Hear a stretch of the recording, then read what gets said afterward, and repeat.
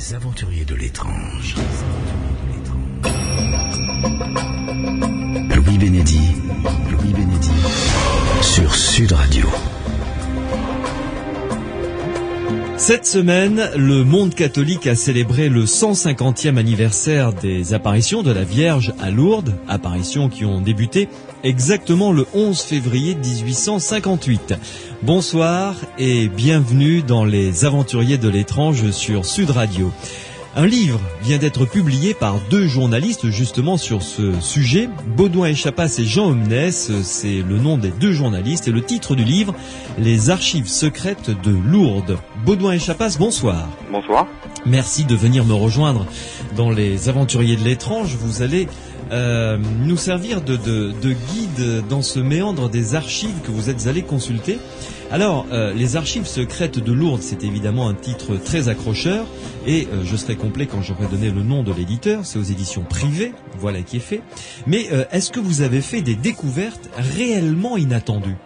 Oui, on a donc, comme vous le dites, consulté un certain nombre d'archives qui, jusqu'à présent, n'avaient pas été trop arpentées.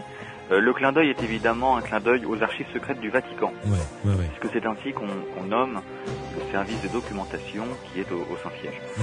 Alors, les archives secrètes, on les a consultées aux archives municipales, aux archives départementales et aux archives du sanctuaire, et on y a découvert un certain nombre de documents qui n'avaient jamais été publiés à notre connaissance, et qui donnent un jour nouveau, un éclairage nouveau sur les événements de Lourdes. Bien, alors nous allons y revenir en détail, bien entendu, et nous allons reprendre avec vous ce dossier, éplucher les documents que vous avez exhumés et qui, vous l'avez dit pour certains, sont tout à fait inédits. 0826 300 300, si vous voulez apporter votre caution, réagir, apporter votre témoignage à cette émission, ou tout simplement vous m'envoyez un petit email à étrange@sudradio.fr. Les aventuriers de l'étrange. Louis Bénédy sur Sud Radio. Baudouin et Chapas est mon invité pour la publication de son livre avec un autre auteur, Jean Omnes, un autre journaliste, livre intitulé Les archives secrètes de Lourdes, avec le sous-titre Aux sources des miracles, c'est aux éditions privées. Baudouin et Chapas, est-ce que on vous a volontiers ouvert toutes les portes pour pouvoir accéder comme vous le désiriez à toutes les archives? Ou alors est-ce que vous avez rencontré quelques réticences ou quelques questionnements? Alors là, c'est la première surprise de cette enquête. On nous a ouvert très facilement les portes des archives. Moi, je suis journaliste depuis maintenant une quinzaine d'années. J'ai fait plusieurs livres enquêtes sur différents sujets. J'étais habitué à ce qu'on me ferme les portes et que je sois obligé de passer par la fenêtre pour rentrer dans les endroits qu'on m'interdisait. Ouais. Et là, de manière très surprenante pour moi, les gens nous ont accueillis de manière extrêmement chaleureuse, extrêmement ouverte. Je ne dirais pas qu'on a eu accès aux documents forcément dans la minute à chaque fois. Il a parfois fallu insister, il a parfois fallu un petit peu, pas ruser, mais en tout cas être obstiné. Mais vraiment ces documents, de toute façon c'est des documents publics pour la plupart, puisque les documents que nous publions sont soit des rapports administratifs, soit des correspondances anciennes mais qui ont été versées au service d'archives. Donc comme vous le savez, il y a une loi qui oblige les services d'archives à ouvrir leurs portes aux chercheurs et aux historiens. Oui, mais enfin, sur un dossier que je vais peut-être qualifier d'assez sensible, certains documents peuvent amener parfois, comme ça, avec le temps, à disparaître. Voilà, quoi. Alors, il est certain que, comme dans tout service d'archives, un certain nombre de documents ont disparu, à Lourdes comme ailleurs. Oui. C'est lié au déménagement tout simplement des services d'archives, aussi parfois au soubresaut de l'histoire, aux guerres et autres. Bon, c'est vrai que mauvaise intention, quoi. Les documents disparus ont tendance à susciter plus d'intérêt que les documents que l'on retrouve, mais ils sont très très peu nombreux, les documents qui manquent, et on peut en avoir une idée en allant consulter d'autres services d'archives qui ont des copies. D'accord. Alors, Baudouin et Chapas, je vous propose de prendre les événements dans l'ordre chronologique, mais avant tout, peut-être, brossez-nous le portrait de Lourdes dans cette moitié du 19e siècle. Oui, alors Lourdes, contrairement à ce que beaucoup de gens pensent, est une ville qui a eu un passé prospère, qui a été une ville de première importance au Moyen-Âge. C'est une ville dont l'histoire remonte à l'Antiquité, qui est fondée probablement au tout début de l'ère chrétienne, mais dont on sait qu'elle était le site déjà d'un habitat dès la préhistoire, comme on l'évoquera sans doute plus tard, dans des grottes préhistoriques qui ont été fouillées par des archéologues. Donc Lourdes, au XIXe siècle, est une ville qui vient de traverser, après avoir connu des années très riches, très prospères, une grosse crise agricole. Et c'est vrai que ce petit village bigourdan de 4000 âmes a eu tendance à péricliter, à voir son étoile un peu pâlir. Et en 1858, donc, les 4000 habitants de cette petite ville vivent assez chichement. Les correspondances du préfet de l'époque montrent que les gens ne sont pas forcément très fortunés, et surtout qu'il y a eu des gros problèmes d'alimentation pendant l'hiver 1856-1857. On a presque crié famine à Lourdes. Oui, vraiment. Il y avait une partie de la population qui, disons-le tout net, vivait franchement dans la misère. Oui, c'est une société presque d'ancien régime. On a beau être après la Révolution, on est vraiment dans ces villes de la France profonde, il y en a plein en France, où à côté d'une classe aisée, de notables, il y en a un certain nombre à Lourdes, vivent des gens qui sont très précaires. Ce sont les brassiers, des gens qui vendent leurs services, leurs bras, comme leur nom l'indique, au jour le jour, et c'est le cas du papa de Bernadette Soubirous. Alors justement, parlez-nous de cette petite Bernadette Soubirous et surtout de sa famille. Elle vivait dans une misère noire au tout début. Alors, c'est une famille modeste, très modeste. Le papa était meunier, la maman élève 4 enfants, il y a eu plusieurs enfants qui sont morts dans très bas âge. Bernadette a donc 14 ans en 1858. Ils ont été contraints de déménager 4 ans auparavant du moulin où ils habitaient parce qu'ils ne pouvaient même plus payer le loyer. Un cousin leur a proposé de se loger dans ce qui est alors l'ancien cachot de la ville, et ils vivent dans des conditions à la fois sanitaires et de fortune qui sont misérables. Beaucoup d'ailleurs de catholiques viennent faire pèlerinage dans le cachot qui est situé donc au cœur de la ville. On peut dire qu'ils étaient vraiment au plus bas de l'échelle sociale à cette époque-là. Aujourd'hui, on dirait qu'ils étaient quasiment SDF, oui. Ouais. Alors, décrivez-nous un petit peu cette famille. De qui était-elle composée? Les caractères, peut-être du père, de la mère, qui, on va le voir, ont une certaine importance pour la suite des événements. Alors, c'est une famille, on ne s'est pas trop penché sur la famille dans le livre, mais c'est une famille, donc comme je vous le dis, très modeste. Ce sont des gens qui, du fait de leur position sociale, ne sont pas très considérés dans la ville. Le père de Bernadette Soubirous, à un moment, a été accusé de vol, par exemple. Il y avait quelque chose qui avait disparu. Évidemment, les soupçons de la police se sont portés sur ces gens misérables qui vivaient dans des conditions, en plus dans une prison. Alors, vous voyez, si ils vivaient dans une prison, dans l'imaginaire collectif, les gens se disaient s'il y a quelque chose. Donc le père a été lavé de tout soupçon, mais on retrouve dans les archives quand même ces correspondances administratives qui montrent qu'on fait peser des soupçons sur lui. La petite Bernadette est obligée de travailler pour aider sa famille. Elle a 14 ans, mais elle travaille depuis plusieurs années. Elle a été bergère. Elle est aussi, et c'est quelque chose que je ne savais pas, que j'ai découvert, serveuse dans un café, dans un petit bistrot qui appartient à sa tante. Et ça, c'est quelque chose qui n'est jamais cité dans l'histoire officielle, j'allais dire, de l'Église catholique. Et une fratrie autour d'elle? Alors, elle a donc trois sœurs, trois frères et sœurs. Ce sont des personnes qui ne sont pas extrêmement catholiques, ils sont normalement catholiques. Elle est en train de faire sa première communion, donc elle va suivre des cours de catéchisme le jeudi à l'hospice école des Sœurs de Nevers, qui est installé au nord de la ville. Pour le portrait de la famille, c'est à peu près ce qu'on peut en dire.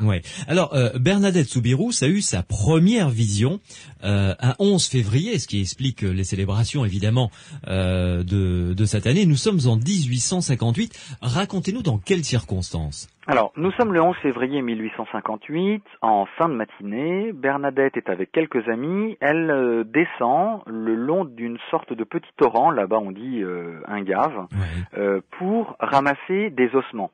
Alors, pourquoi des ossements? Tout simplement parce qu'elle revend ces os qu'elle trouve dans le gave où on jette les carcasses des animaux morts, donc une fois que on veut s'en débarrasser, pour les revendre donc à des marchands de couleurs qui, à partir de ces ossements, font des pigments noirs. Ouais. Ils brûlent ces ossements et ils font ensuite une sorte d'encre qui est utilisée par les peintres et les dessinateurs. On appelle ça le noir de... Et donc, elle descend, elle veut ramasser ces ossements, et non pas du bois comme le prétend la légende officielle. Ouais. Et ses amis traversent ce petit torrent, et elle se retrouve au bord d'une grotte, la grotte de Massabielle.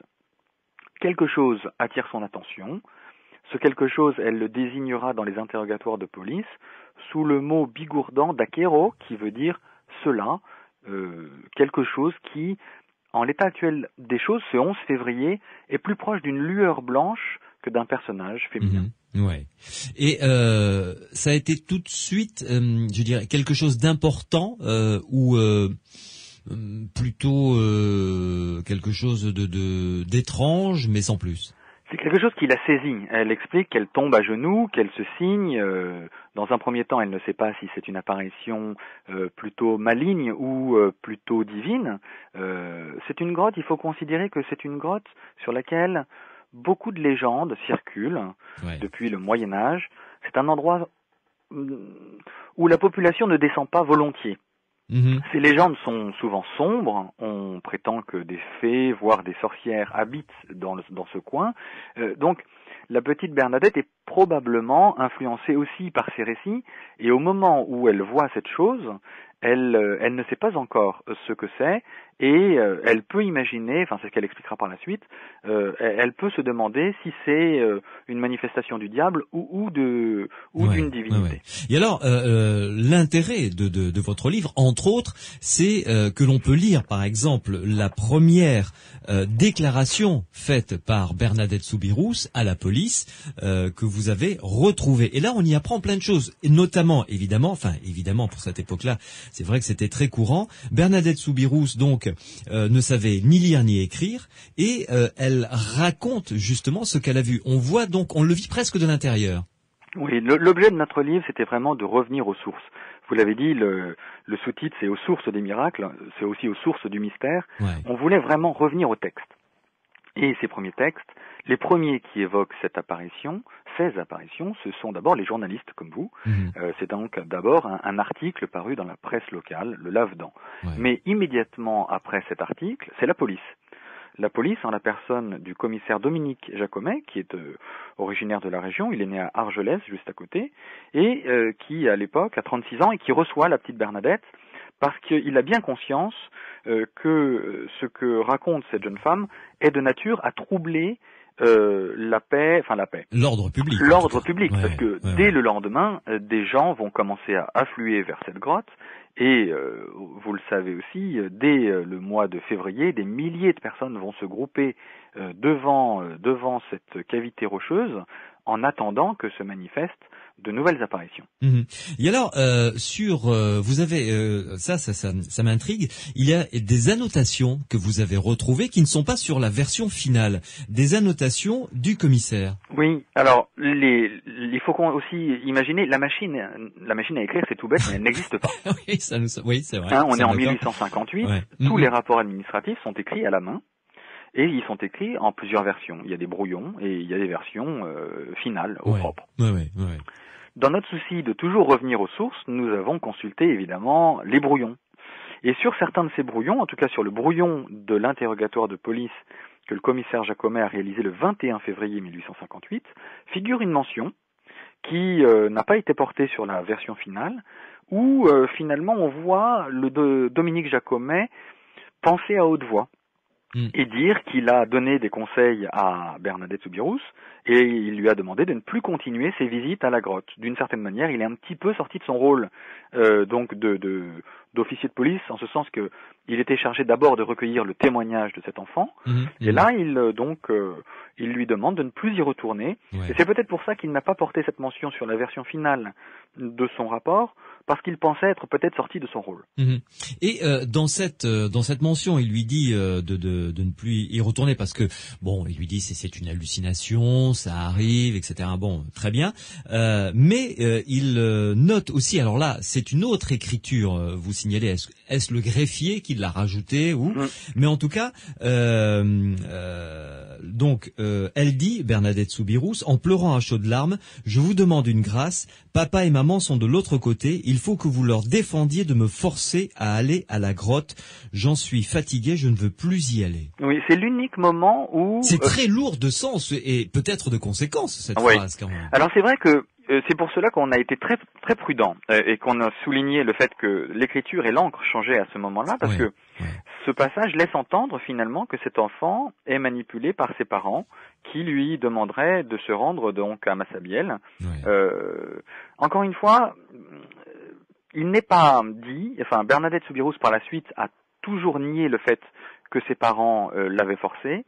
Et elle a toujours déclaré que Dominique Jacomet avait déformé certains de ses propos. Alors nous ne tranchons pas, nous nous contentons de transmettre à nos lecteurs cette information. S'agit-il vraiment d'un premier témoignage porté cette fois-ci par le greffier? Nous sommes obligés de constater que l'écriture et l'encre ne sont pas la même. Toutes les hypothèses restent aujourd'hui ouvertes. Et selon que l'on est croyant ou que l'on n'est pas croyant, c'est vrai qu'on lit totalement différemment certains de ces documents. Oui, et nous y reviendrons évidemment. Je vous demanderai votre intime conviction après avoir fait cette enquête en détail. Tout à fait à la fin de l'émission. Baudouin et Chapas, une petite pause et on se retrouve dans Les Aventuriers de l'étrange sur Sud Radio pour continuer à suivre avec vous le déroulement de la naissance de ces apparitions de la Vierge à Lourdes. À tout de suite. Les Aventuriers de l'étrange. Louis Bénédy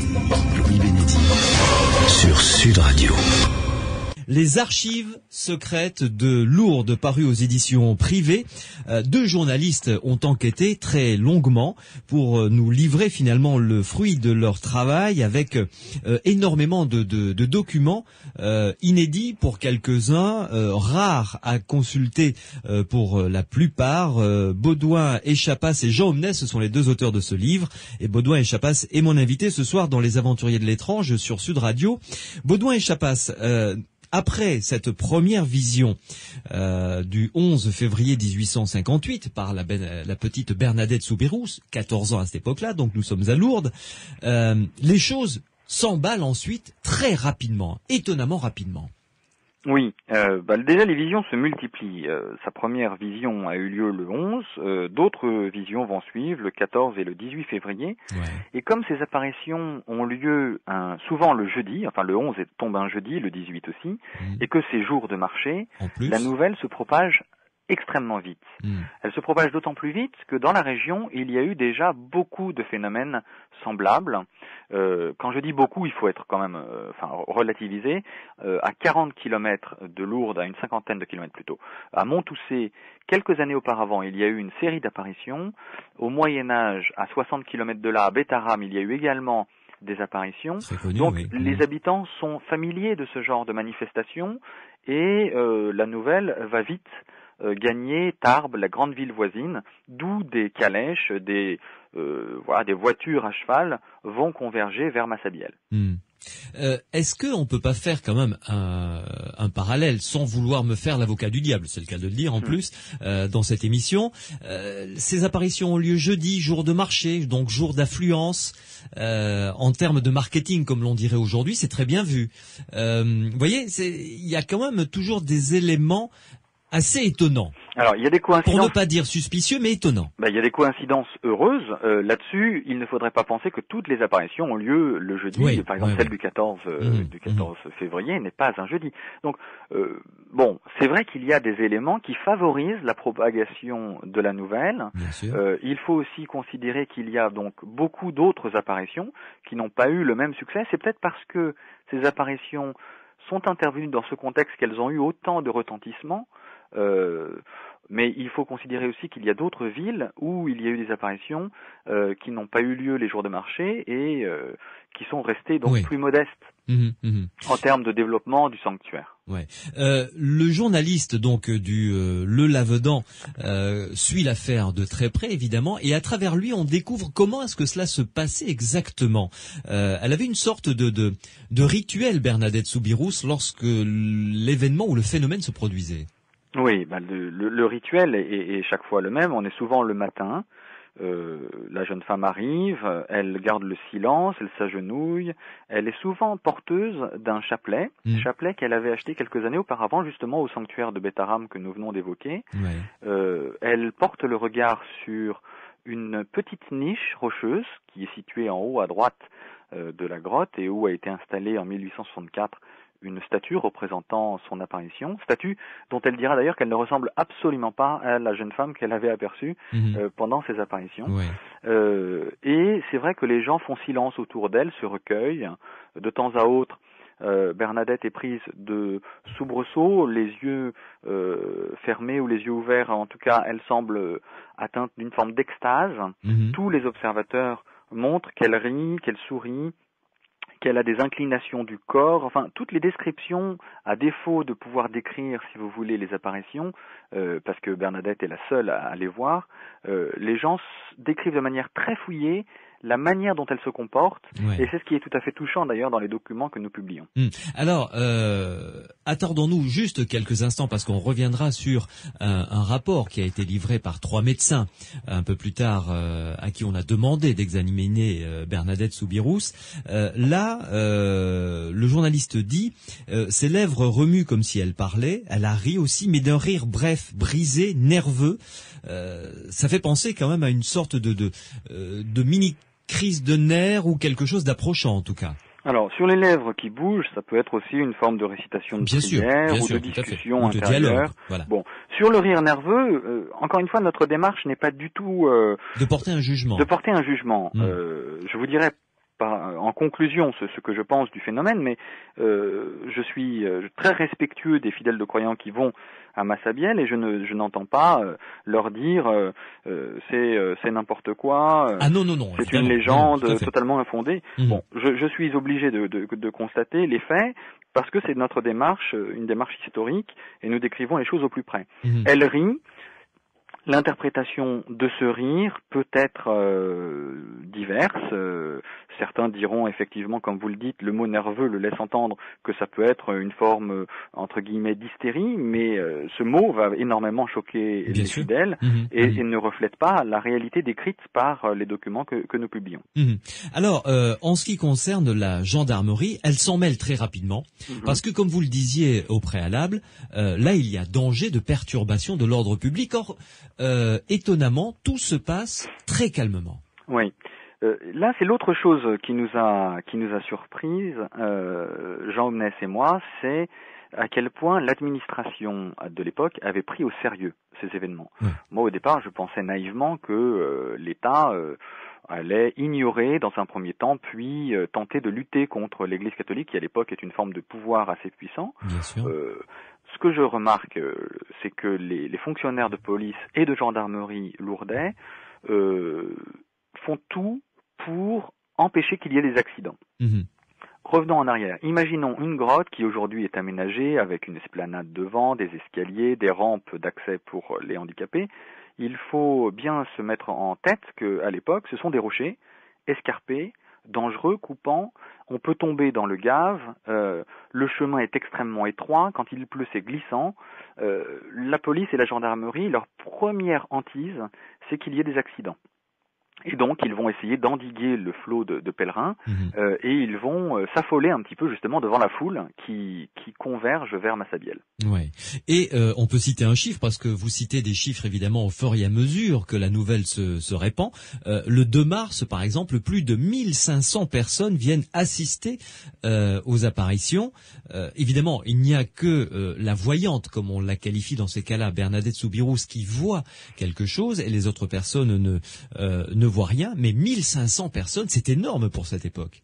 Oui, surtout si l'on compare ce chiffre à la population totale de Lourdes, qui, selon les recensements de l'époque, ne dépasse pas 4000 habitants. Effectivement. Alors, dès le départ, quand même, la gendarmerie, les autorités sont extrêmement suspicieuses, et l'Église également très suspicieuse à l'égard de Bernadette Soubirous. Oui, là aussi, surprise, lorsqu'on lit les documents d'archives que nous publions donc dans ces archives secrètes, les apparitions, qui sont d'abord très nombreuses à travers le monde, puisqu'il y a 21 000 cas d'apparitions recensés à travers le monde, ne sont pas considérées avec faveur par l'Église catholique. L'Église, avant de les valider, fait une longue enquête épiscopale, qui, comme son nom l'indique, est confiée par l'évêque à des envoyés spéciaux qui sont chargés d'interroger les visionnaires. Et dans le cas de Bernadette, c'est la même chose. Entre 1858 et 1862, donc durant 4 années, 3 envoyés spéciaux de l'évêque vont l'interroger à intervalles réguliers pour voir si la version des faits qu'elle livre est convergente ou si elle varie au fil du temps. Alors, les autorités administratives, elles, sont aussi suspicieuses. Là, ça semble plus logique puisque elles sont laïques. Et le maire, notamment de l'époque, qui s'appelle Anselme Lacadet, va demander une expertise psychiatrique de Bernadette pour savoir si elle est atteinte de crise de folie ou si elle est saine de corps et d'esprit. Et nous publions le rapport que les médecins Balancy, Lacrampe et Pérus rendent au conseil municipal le 31 mars. Voilà, nous y reviendrons tout à l'heure sur ce rapport qui est très intéressant, mais parlons plutôt, continuons à suivre la chronologie des choses. Donc le 2 mars, plus de 1500 personnes viennent assister aux apparitions. La pression ne cesse de monter et on imagine d'ailleurs que la pression qui devait peser sur les épaules de cette frêle petite fille finalement de 14 ans, une pression de plus en plus énorme et qui s'accroît car le jeudi 4 mars, il doit se produire un événement extraordinaire. Oui, la première apparition lui a indiqué que il y avait des rendez-vous importants, et notamment au terme d'une quinzaine, on lui a prédit, cette vision lui a prédit qu'elle lui délivrerait un message de toute première importance, et tout est censé se dénouer en ce 4 mars. Donc la rumeur, on l'imagine, court dans la foule, la masse de fidèles, mais aussi de curieux, parce qu'il y a des gens qui viennent simplement par curiosité, est considérable. La petite Bernadette est quasiment harcelée. Il faut imaginer aussi qu'il y a un emballement médiatique. Alors, il n'y a pas encore la radio ni la télévision, mais la presse écrite, tous les journaux locaux sont présents. Il y a des envoyés spéciaux depuis Paris. Il y a même des représentants de médias étrangers.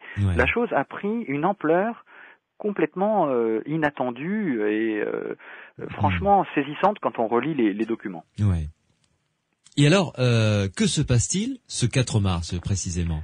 Alors, ce 4 mars, les gens sont un petit peu déçus, puisque la foule se presse dès 6h30 et elle espérait que la visionnaire arriverait vers 7h. Bon, elle n'apparaît que vers 7h15 et cette attente même d'un quart d'heure semble très très longue à la foule de pèlerins. Elle s'agenouille devant la grotte, à l'entrée principale, à environ 10 mètres du mur.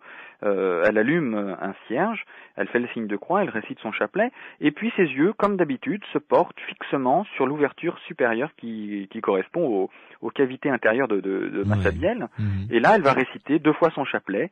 Ça va durer une demi-heure. Elle va se relever, toujours le cierge à la main. Elle va gravir l'espace qui la sépare de la sortie et finalement elle va à nouveau s'agenouiller. Enfin, tout cela va prendre beaucoup de temps, puis elle va partir sans dire un mot. Et là, beaucoup de gens vont être extrêmement déçus parce que tout ça pour ça, disent-ils, juste voir une enfant s'agenouiller, marmonner dans sa barbe quelque chose et repartir, beaucoup de gens vont être déçus. Certains vont dire qu'ils vont attendre, certains vont vouloir d'ailleurs se presser devant son domicile, mais elle ne fera pas de révélation ce jour-là de ce qu'elle a vu ou de ce qu'elle a entendu. Il faudra attendre quelques jours. Et alors, revenons sur le rôle des parents qui là l'encadrent, parce que je le disais encore, la pression est énorme. Comment se comportent-ils durant toute cette période ? Alors, au départ, ils sont absents de la grotte puisque l'enfant descend seul. Bernadette descend d'abord donc totalement seule, enfin avec des amis, mais ses amis ne savent pas qu'elle a vu quelque chose, elle ne leur dit pas tout de suite d'ailleurs, elle leur dira quelques jours plus tard. Puis par la suite, elle descend avec des gens extérieurs, des personnes extérieures à sa famille. Les parents de Bernadette ne vont commencer à s'intéresser, entre guillemets, à ce qui se passe qu'assez tardivement, et d'une certaine manière, à ce moment-là, ils vont jouer les services d'ordre. Ils vont essayer de protéger en réalité leur enfant, qu'ils voient harcelés par des gens qui sont, pour le coup, on peut le dire là, parfois hystériques. Il y a des gens qui veulent absolument toucher Bernadette. Il faut imaginer cette foule qui s'agrippe à elle, qui veut toucher ses cheveux, qui veut la voir quasiment bénir des objets. Les gens la considèrent déjà comme, alors elle n'est pas encore sainte, mais comme une personne, une sainte personne. Oui, tout à fait. Une pause encore, Baudouin et Chapas, et ensuite nous allons continuer à découvrir comment est-ce que cette affaire va prendre des proportions absolument extraordinaires. D'ailleurs, vous avez intitulé un de vos chapitres « Le temps des miracles ». On m'a dit que, vous savez, quand une rumeur comme ça se met à enfler et à parcourir les rues et les ruelles de Lourdes, ça donne des choses parfois tout à fait extravagantes, des choses intéressantes, qui questionne en tout cas. On va y revenir dans quelques instants sur Sud Radio. À tout de suite. Les aventuriers de l'étrange. Louis Bénédy sur Sud Radio. Les archives secrètes de Lourdes avec un des deux auteurs, Baudouin et Chapas, qui est mon invité ce soir dans Les Aventuriers de l'étrange sur Sud Radio. Le second auteur étant Jean Omnès. Alors, Baudouin et Chapas, les apparitions continuent. Ça a commencé, on l'a dit, le 11 février 1858. Là, on est carrément à la mi-mars. Les apparitions se déroulent à quel rythme? À quel rythme est-ce que Bernadette Soubirous se rend à cette grotte de Massabielle pour y retrouver cette apparition? C'est très irrégulier. Entre le 11 février et le 16 juillet, date de la dernière apparition, il va y avoir 18 rendez-vous, entre guillemets. Donc, c'est vrai qu'à partir de la mi-mars, les visites de Bernadette Soubirous à la grotte s'estompent, s'espacent dans le temps. Ça culmine, vous l'évoquiez à l'instant, le 4 mars, parce que ce 4 mars coïncide avec une date que l'apparition lui avait indiquée comme un moment... Un moment clé où elle lui ferait une révélation. Où elle lui délivrerait un message. Les choses semblent se calmer en ce début du mois de mars. Les rapports du commissaire de police au préfet montrent que les gens sont toujours aussi nombreux, mais que Bernadette ne pointe pas le bout de son nez.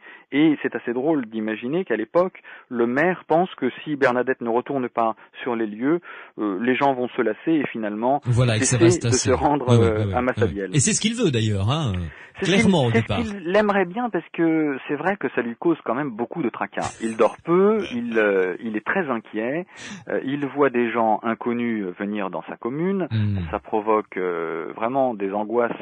Ça piétine d'abord les champs, il faut penser très tranquillement aussi aux paysans qui sont de l'autre côté du Gave et qui voient leur récolte totalement piétinée par les fidèles, et ça commence à donc énerver certains Lourdais. Alors, Baudouin et Chapas, parlons maintenant de la description et de l'évolution dans les rapports entre l'apparition et Bernadette Soubirous. Il y a eu une évolution jusqu'à ce que Bernadette Soubirous donne également la description précise de cette dame qu'elle voyait. Oui, alors les choses sont très graduelles. Au départ, vous l'avez compris, il s'agit d'une lueur, d'une lumière, quelque chose qui est très difficile. Un halo blanc qui a l'air quelque chose que la petite Bernadette a bien du mal à dénommer, et pour lequel elle utilise encore une fois ce mot d'achéro, qui est un mot qui dit cela, quelque chose, et qui prête à toutes les interprétations possibles. À partir du 18 février, les choses vont s'affiner, la vision va s'affiner. Ça va être d'abord une femme de petite taille. Elle va décrire quelqu'un qui est sensiblement plus petite qu'elle. L'enfant Bernadette Soubirous mesure 1m40, donc vous imaginez que l'apparition est vraiment de taille réduite. Puis les choses vont s'affiner encore à partir du 25 février et ça va finalement être l'Immaculée Conception selon ses propres termes, ce qui conduira l'Église catholique à affirmer qu'il s'agit de la Vierge. Mais au départ, il faut vraiment insister sur ce point. Bernadette Soubirous ne dit pas que c'est la Vierge. Elle n'affine sa vision qu'au fur et à mesure que passe le temps. Et alors, décrivez-nous un petit peu cette vision qu'elle a, petite femme avec un voile blanc, avec un chapelet, avec des petits cœurs d'ailleurs. Alors, c'est vrai que la vision convoque toutes les images traditionnelles que l'on prête au personnage de la Vierge, à savoir donc un voile blanc, puis aussi ce bleu qui d'ailleurs est représenté sur la statue que l'artiste Fabiche lui a consacrée.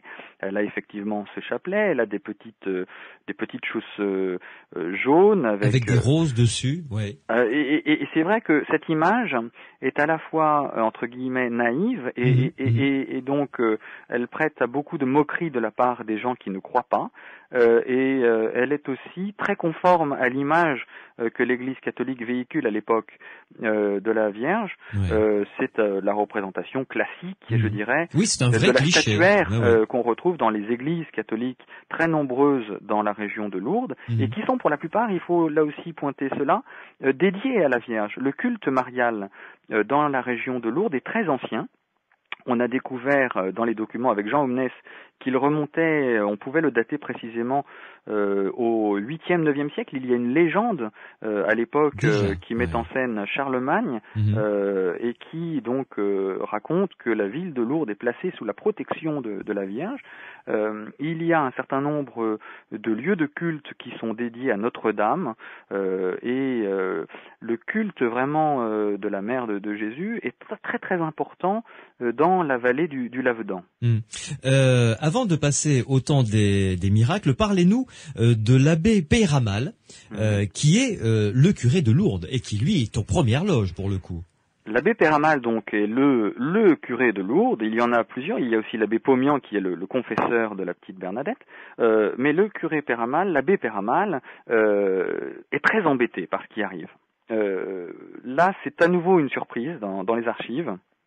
Je pensais que cet homme pourrait se réjouir que sa ville fasse l'objet comme ça d'une apparition mariale, au contraire. D'une apparition. Oui. Il est très embêté et il l'explique à son frère dans une série de correspondances que nous publions et qui dévoilent des liens fraternels très très chaleureux entre les deux hommes.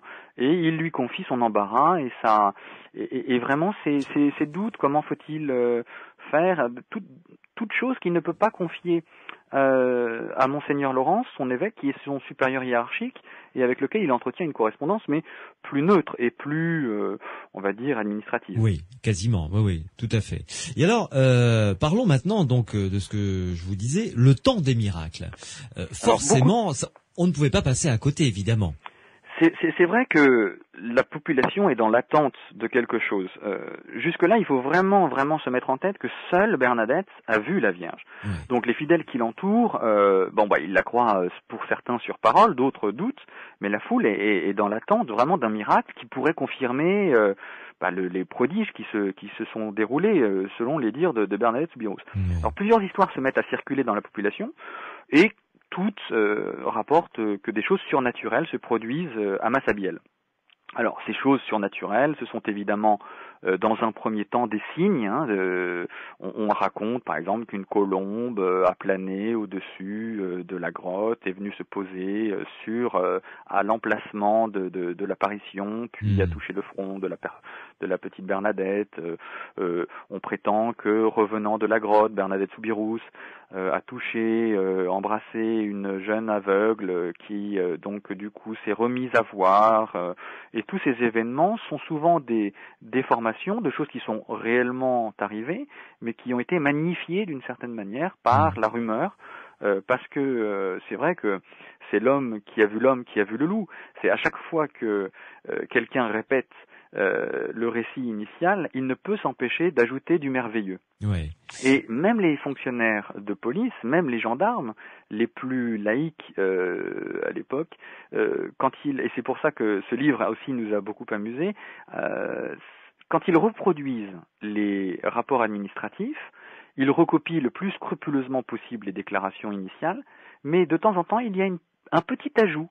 Et on le pointe dans notre livre, ces petits ajouts mis bout à bout construisent une véritable légende qui perdure aujourd'hui. Ouais. Et alors, il y a énormément de rumeurs qui courent, dont certaines ont été enquêtées quand même par la police sur des cas de guérison. Et il faut bien le dire, à chaque fois, le rapport était mi-figue, mi-raisin. Il n'y avait pas constatation flagrante de miracle ou de... surtout nous, avec la connaissance que l'on a de la science et le recul, évidemment, avec le temps, on peut se dire que ces premières guérisons, pour le moins, qui ont entouré ces apparitions de Bernadette Soubirous, ne tiennent pas forcément du miracle. Alors, je ne serais pas aussi catégorique. Sans dénigrer, oui, non, je ne serais pas aussi catégorique que vous. Il y en a certaines qui ne sont effectivement pas retenues, pas validées. Je parle donc de cette jeune femme qui s'appelle Troy, T-R-O-Y. Je ne sais pas si on dit Troy ou Troy dans la région. Mais cette jeune femme qui était donc non-voyante ou malvoyante, selon les versions, et dont on dit qu'elle aurait recouvré la vue après avoir été touchée et embrassée par Bernadette. C'est vrai que ce cas n'est pas validé comme un miracle authentique. L'Église catholique a enquêté aussi, la police. Il semblerait qu'on soit dans plus une légende qu'autre chose. Mais il y a néanmoins, dès 1858, un certain nombre de cas de guérison. Les médecins, notamment le docteur Dozus, va en relever un certain nombre. Alors la personnalité de ce docteur a prêté aussi à beaucoup de polémiques, puisque c'est un personnage complexe, ce docteur. Mais bon, 7 cas de guérison vont néanmoins être validés comme miraculeuses par l'Église catholique en cette année 1858. Et donneront lieu d'ailleurs à un mandement, comme on appelle le document officiel de l'évêque, un mandement qui contribuera en 1862 à faire de Lourdes une ville sanctuaire. Oui, une ville mariale, vraiment.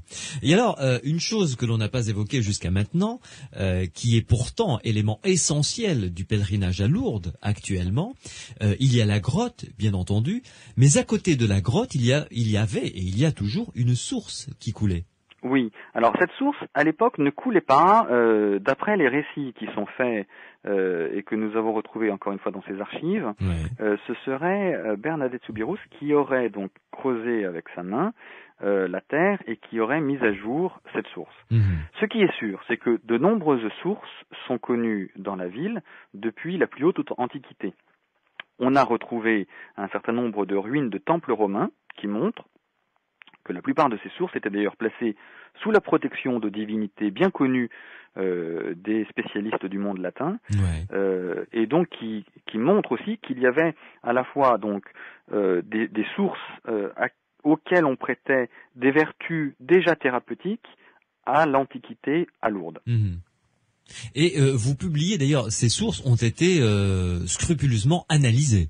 Alors, toujours l'esprit cartésien, l'esprit rationnel français, on veut savoir, on veut comprendre, on veut expliquer ce qui se passe. Alors, si des gens disent qu'ils sont guéris après avoir bu de l'eau de Lourdes, on veut savoir ce qu'il y a dans cette eau. Il est possible, pourquoi pas, que cette eau ait des vertus effectivement thérapeutiques, curatives, et Monsieur Lacadet, le maire de Lourdes, va demander à un chimiste, à un pharmacien d'une petite ville voisine, la ville de Trie, d'analyser cette eau. Alors, dans un premier temps, on va dire effectivement, il y a des choses tout à fait étonnantes dans cette eau, des choses quasi miraculeuses qui permettent d'imaginer que nous sommes en présence d'une eau minérale vraiment extraordinaire. Et Anselme Lacadet se voit déjà créer sans doute une ville thermale à Lourdes. Oui, évidemment. Et il se voit déjà, selon la rumeur, là pour le coup c'est une rumeur qui circule dans la ville, on lui prête la volonté d'ouvrir des établissements thermaux. Une deuxième série d'analyses va être confiée à un chimiste de Toulouse, et là le chimiste va être beaucoup plus prudent. Il va dire que l'eau est certes potable, mais elle n'a aucune valeur thérapeutique, et en tout cas elle ne peut en aucun cas être qualifiée d'eau minérale, et donc les espérances, si tant est qu'il en ait jamais eu, de Monsieur Lacadet vont être réduites à néant. Alors il y a un point un point qui n'est pas un détail, sur lequel quand même il faut s'attarder quelques instants, c'est le comportement de la foule. donc ces événements drainent énormément de personnes, on s'en doute, de plus en plus nombreuses, plusieurs milliers, et il n'y a jamais eu de problème notable. Il n'y a jamais eu de problème d'ordre public réellement, finalement. Oui, la foule est assez extraordinaire. Sage. La foule est respectueuse. C'est vrai qu'aussi quand on dit foule, à un moment c'est 6-7 000 personnes. C'est pas, c'est à aucun moment. Pour une ville de 4 000 personnes déjà. Alors c'est vrai que non, mais ce qui est tout à fait incroyable, c'est que il n'y a surtout pas d'accident. Oui. Il n'y a pas d'accident. Personne ne tombe à l'eau, personne ne se blesse. En tout cas, on ne rapporte pas d'accident. S'il y en a eu, ils ne sont pas passés dans la chronique. Donc cette foule se comporte de manière extrêmement sage, sans doute aussi parce que la police déploie un dispositif impressionnant. La gendarmerie va quasiment encadrer les flots de pèlerins. On décrit d'ailleurs les rapports administratifs qui conduisent le commandant Renaud de Tarbes à donner l'ordre à son lieutenant Bourriot d'Argelès de mettre des gens sur le chemin à intervalles réguliers, en tenue réglementaire. Il décrit même le costume dans lequel ils seront habillés, et les chevaux qui devront être attelés à tel endroit tant d'hommes, à tel autre temps. On est face à une manifestation extrêmement encadrée, là encore pour des raisons d'ordre public. Ouais. Nous allons faire une nouvelle pause, Baudouin et Chapas, et dans quelques instants on va examiner en détail le rapport des 3 médecins dont on avait parlé il y a quelques instants, qui ont examiné Bernadette Soubirous, et nous allons prendre connaissance des conclusions, évidemment, qu'ils ont livrées, des conclusions pour le moins étonnantes, mais qui finalement laissent encore la place à ceux qui croient et ceux qui n'y croient, enfin, ou y croient peut-être un peu moins. À tout de suite. Les aventuriers de l'étrange. Louis Bénédy sur Sud Radio. À l'occasion de la célébration des 150 ans des apparitions mariales à Lourdes, première apparition, je vous le rappelle, a eu lieu le 11 février 1858 avec cette jeune femme qui est devenue maintenant célèbre dans le monde entier, Bernadette Soubirous. On parlera d'ailleurs de son corps que l'on peut voir encore en France, qui est conservé intact, imputrescible, qui est un signe également que l'Église reconnaît comme étant un signe de sainteté. Alors, Baudouin et Chapas, les archives secrètes de Lourdes, donc aux éditions privées, vous publiez le rapport qui a été commandé par les officiels à 3 médecins, leur demandant d'examiner de manière psychologique et psychiatrique Bernadette Soubirous. Oui. Le maire, donc toujours le même, Anselme Lacadet, qui, bien que catholique, veut être irréprochable, demande à 3 médecins, le 27 mars 1858, d'examiner la jeune Bernadette Soubirous. Les 3 hommes s'exécutent, et ces médecins de grande réputation localement, constatent que la Bernadette est malade. Elle va d'ailleurs mourir très jeune. Il faut se rappeler qu'elle est morte à 35 ans. Santé fragile quand même. Elle avait une santé fragile. Alors, ce qu'il diagnostique, c'est une maladie respiratoire, enfin des problèmes asthmatiques. Ils disent que pour le reste, elle n'a jamais souffert de la tête, n'a point éprouvé de crise nerveuse, elle boit et mange et dort à merveille, mais elle n'est pas en aussi bonne santé qu'elle paraît le croire. Elle a donc de l'asthme, sa respiration est légèrement anxieuse et sifflante, disent-ils, et c'est quelque chose qui va vraiment attirer leur attention au point qu'ils vont émettre l'hypothèse qu'elle puisse de temps en temps, non pas perdre la raison, mais en tout cas être sujette à des hallucinations visuelles. Ils sont extrêmement prudents. Ils ne prétendent pas que Bernadette Soubirous raconte n'importe quoi. Ils expliquent juste que, à leur avis, il est possible qu'il y ait eu de temps en temps des hallucinations visuelles.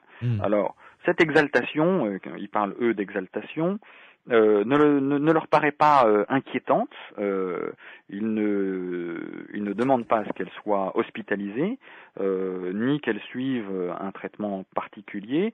Ils pensent que ça va se tasser un petit peu avec le temps, et ils sont, eux, relativement confiants sur l'issue de ces visions. Ils pensent que les choses rentreront dans l'ordre après quelques semaines. Mais enfin, il souligne le fait que quand même, des fois, Bernadette Soubirous a été pris de crises assez étonnantes, à tel point que elle tombe par terre, mord la poussière de manière tout à fait physique, mange de l'herbe également. Ce sont là des comportements pour le moins curieux.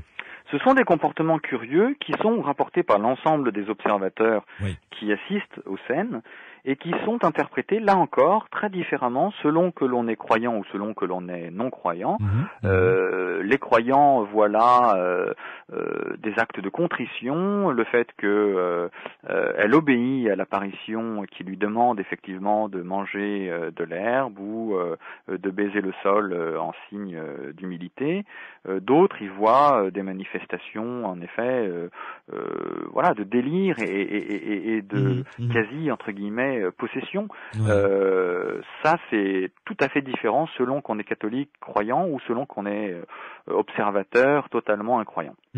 Et alors, des avis contradictoires évidemment voient le jour. Et là, j'aimerais que vous nous dressiez le portrait de quelqu'un qui a joué un rôle important dans cette affaire, le docteur Dozou.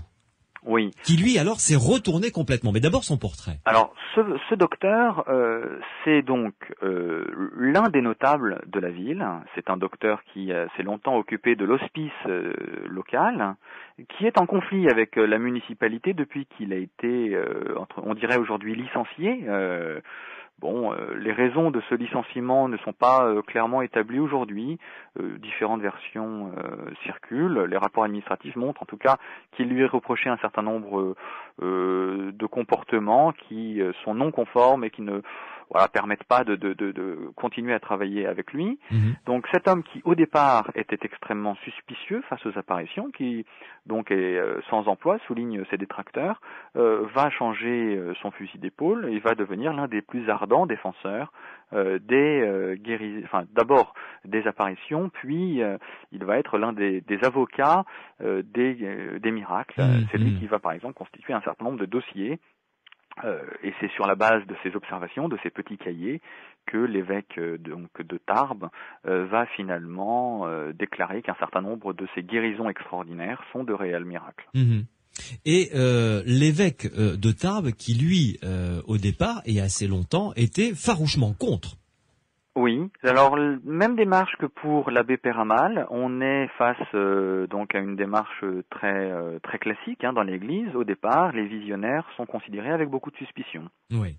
Il y a donc beaucoup. Ce qui est une démarche tout à fait saine de la part de l'Église. Oui, ils savent que il y a beaucoup de gens qui ont des expériences mystiques. Ils attendent de voir si d'abord ces manifestations se prolongent, si ensuite elles sont corroborées par des faits qui pourraient éventuellement relever du miracle.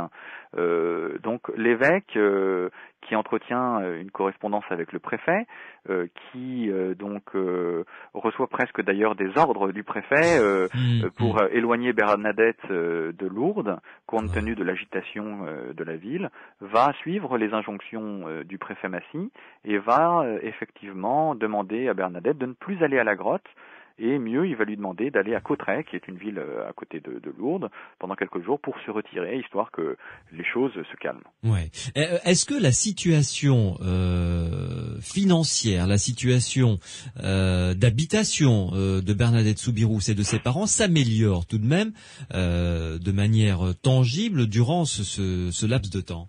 Alors, la première conséquence de ces apparitions, c'est qu'évidemment, cette famille qui donc ne faisait l'objet d'aucune attention de la part de la population devient au cœur de toutes les conversations et c'est vrai, est considérée d'une autre manière. Alors, il y en a qui considèrent cette famille comme bénie des dieux, enfin de Dieu en l'occurrence, et d'autres qui disent que c'est simplement une famille de gens qui essayent de se faire remarquer. Toujours est-il, c'est que cette jeune femme, Bernadette, va être d'abord logée par une personne assez fortunée pendant quelques jours, une Madame Millet, qui va lui proposer de l'héberger pendant quelques jours. Et c'est vrai que assez rapidement, après les apparitions, la famille va pouvoir se loger de manière plus décente. Voilà, mais bon, c'était difficile de les voir continuer à vivre dans un cachot, c'était totalement insalubre. Oui, quand même, ne serait-ce que par charité chrétienne. Oui, on peut imaginer que même s'il n'y avait pas eu les apparitions, ils auraient été relogés. Bon, c'est vrai que ça a accéléré un petit peu les choses, parce qu'il leur aurait été peut-être de mauvais goût de voir des gens qui sont cités dans les journaux. Enfin, ça donnait une mauvaise image, si vous voulez, de Lourdes, le fait qu'ils soient logés dans des conditions aussi précaires. Et puis même par charité chrétienne. Voilà. Alors là, les chrétiens donc de toute la France vont faire en sorte que la famille Soubirous vive mieux. Le commissaire de police relève néanmoins qu'il n'y a pas d'enrichissement personnel de la part très important également, de la famille, et donc on ne peut pas les soupçonner de faire ça avec des visées mercantiles. Oui. Contrairement à d'autres cas que nous citons par ailleurs, notamment je pense au cas d'une petite qui s'appelle Francine Baquet, qui est une visionnaire dans un petit village d'à côté, et qui, elle, clairement, va être démasquée comme une affabulatrice qui prétend voir la Sainte Famille pendant l'hiver 1858-1859 juste pour faire de l'argent. Car Bernadette Soubirous va être copiée. Elle va inspirer à un certain nombre de jeunes femmes des comportements similaires, et il va y avoir une épidémie de visionnaires en cette année 1858 et 1859. Beaucoup de jeunes femmes vont prétendre voir des choses, soit dans cette grotte, soit ailleurs. Et ça aussi, ça va affoler beaucoup l'administration. Ouais. Alors, Baudouin et Chapas, nous en arrivons au 16 juillet 1858, et là, c'est la dernière apparition. Oui, alors c'est une apparition qui n'a pas toujours été citée. Pendant longtemps, et c'est ce qui a pu expliquer que le nombre d'apparitions soit sujet à évolution, cette apparition n'a pas été comptabilisée. C'est donc la 18e apparition, mais Bernadette, qui veut y aller à la grotte tranquillement, se déguise et se dissimule sous une capuche, et lorsqu'elle va aller à la grotte, elle ne va pas être reconnue. Il n'y aura d'ailleurs pas grand monde ce jour-là, elle y va avec une amie, et donc ce récit ne va être rapporté que par de très très rares personnes, notamment un certain monsieur Lasserre, sur la base du témoignage duquel nous rapportons ce qui s'est passé. Elle fait d'une certaine manière ses adieux à la grotte. Il semble qu'elle ait déjà pris à cette occasion la décision d'entrer dans les ordres. Elle va intégrer le rang donc des sœurs de Nevers. Elle va se retirer du monde et elle va partir quelques années plus tard pour cette ville de Nevers. Elle ne reviendra jamais à Lourdes. Elle mourra là-bas, et son corps d'ailleurs est conservé dans ce couvent. Là, c'était vraiment sa dernière visite à cette grotte. Oui. Plus jamais elle n'y reviendra. C'est la toute dernière visite, et elle se tient d'ailleurs à distance parce que à ce moment-là de l'histoire, l'administration a réagi de manière très violente. La grotte est en train de se transformer en sanctuaire.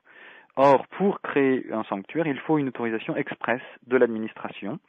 Et cette autorisation n'a pas été donnée par le ministre des Cultes. Le ministre des Cultes qui voit, alors là pour le coup d'un très mauvais œil, qu'on prenne des initiatives sans son autorisation, et donc qui s'appelle Gustave Rouland, et qui donne au préfet l'ordre de barricader la grotte, de mettre une sorte de mur, de le faire garder, des palissades vont être dressées devant cette grotte pour empêcher les fidèles d'y aller. Ce qui n'empêchera pas les gens de se faufiler derrière les planches, déposer des offrandes, mais donc la Bernadette ne peut pas se rendre à la grotte ce 16 juillet 1858. Elle est contrainte de prier au loin, devant, sur la pelouse qui est de l'autre côté du Gave. Et ça, on le sait moins évidemment, puisqu'elle quitte Lourdes et ensuite part à Nevers. Ce qui est très très loin. C'est très loin, oui. À l'époque, c'est le bout du monde. Ah, complètement. Mais que devient-elle après ? Elle entre dans les ordres, et là vraiment, elle se retire. Elle entretient encore une correspondance avec un certain nombre de personnes qu'elle a croisées. Elle va écrire évidemment à sa famille, à l'abbé Péramal. Elle va entretenir une longue correspondance. elle va vivre cloîtrée jusqu'à sa mort, donc à l'âge de 35 ans, des suites de cette maladie pulmonaire qui avait été diagnostiquée quelques années auparavant par les 3 médecins qui l'avaient auscultée. On a peu de témoignages sur la vie qu'elle a menée dans ce couvent.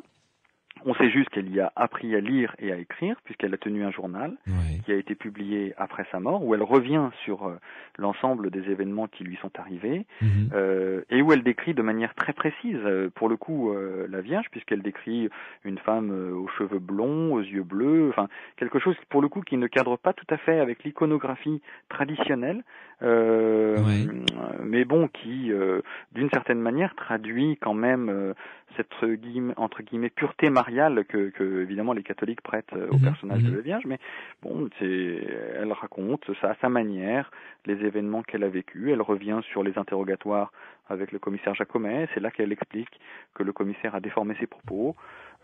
Tous les acteurs de l'époque ont tendance à s'éloigner. Le commissaire Jacomet d'ailleurs est muté, il va quitter lui aussi Lourdes. Beaucoup de gens, à commencer par le maire, pensent que les apparitions passées, la ville va reconnaître un petit peu du calme, de la tranquillité, c'est avec beaucoup d'étonnement qu'il va commencer à voir affluer des pèlerins, des gens qui vont venir faire des offrandes à la grotte, que les autorités vont donc d'abord ramasser, puis confier au bureau de bienfaisance. Et donc lorsque le mandement va être donné par l'évêque et que le sanctuaire va réellement commencer à naître, la grotte va être vendue, la grotte qui appartient à la ville va être vendue à l'église. On y reviendra justement à titre de conclusion pour cette partie de dossier, parce que j'aimerais que on s'intéresse également à toute la partie, la deuxième partie de ce roman, j'allais dire, tellement on le lit comme un roman finalement, avec des pièces d'archives que vous intercalez dans les textes. On parlera de toute la deuxième partie qui se consacre à l'origine de Lourdes et aux explorations de cette fameuse grotte, et là ça devient franchement très très intéressant. À tout de suite. Les aventuriers de l'étrange. Louis Bénédy sur Sud Radio. Les archives secrètes de Lourdes, écrit par deux journalistes, Baudouin et Chapas et Jean Omnes, c'est publié aux éditions privées. Évidemment, vous retrouverez les coordonnées de ce livre sur le site internet où vous allez pouvoir même télécharger cette émission, le site psiland.org, psiland.org. Il y aura d'ailleurs la couverture du livre que vous pourrez découvrir, et ensuite, bien entendu, toutes les références pour se le procurer. Baudouin et Chapas, rapidement, la montée en puissance du sanctuaire. Lourdes est devenue, sans contestation possible, une des premières villes du monde en ce qui concerne le pèlerinage. Nous sommes d'accord actuellement. Ah, complètement d'accord. Il y a 5 hauts lieux spirituels mondiaux. Il y a Rome pour les catholiques, Jérusalem pour les juifs, la Mecque pour les musulmans, Bénarès pour les hindouistes. Lourdes est la deuxième capitale de la spiritualité catholique au monde, mais il y a aussi d'autres religions qui vont à Lourdes, et les Lourdais voient de plus en plus d'hindouistes venir. Des musulmans également. Il y a également des musulmans qui viennent à la grotte. Donc oui, c'est un des hauts lieux spirituels mondiaux, et quand vous dites Lourdes, quel que soit le point de la planète, on connaît. On sait où c'est, ou en tout cas on sait de quoi on parle. Oui. Il y a même des répliques de la grotte de Lourdes, dans un certain nombre de lieux. Il y a une réplique de la grotte à Rome, au Vatican. Ouais. Il y a une réplique au Canada, il y a même une ville qui s'appelle Notre-Dame de Lourdes. Il y a un certain nombre de villes aux États-Unis qui s'appellent Lourdes. La fille de Madonna s'appelle Lourdes. Oui. Enfin, vous voyez, c'est une notoriété mondiale. Tout à fait. Alors, l'évêque de Tarbes a la lumineuse idée, ou peut-être lui force-t-on la main, en tout cas, il achète la grotte, et ça, c'est extraordinaire, puisque ça appartient après à l'Église, évidemment. Et à partir de quand est-ce que ça prend une ampleur vraiment phénoménale? Le déclic, il y en a 2. Il y a d'abord 1862, le mandement de Monseigneur les apparitions Laurence, sont reconnues par l'Église. Donc explique que l'Église catholique considère le récit de Bernadette Soubirous comme véritable, authentique, qui Ouais. a donc eu des apparitions reconnues par l'Église. Cette validation est très importante parce que un certain nombre de catholiques ont attendu le feu vert des autorités avant d'effectuer le pèlerinage. D'autres catholiques ne l'ont pas attendu, mais c'est un sujet très très actuel. D'ailleurs, à Medjugorje actuellement, en ex-Yougoslavie, il y a la même chose, c'est-à-dire qu'il y a eu des apparitions rapportées par des personnes, et tant que l'Église catholique n'a pas officiellement reconnu, un certain nombre de catholiques ne s'y rendent pas. Cela dit, il y a pas mal de suspicions concernant le dossier justement de Medjugorje. Oui, mais on est dans la même démarche que pour Lourdes, c'est-à-dire que en 1862, on reconnaît officiellement que Lourdes est une cité mariale.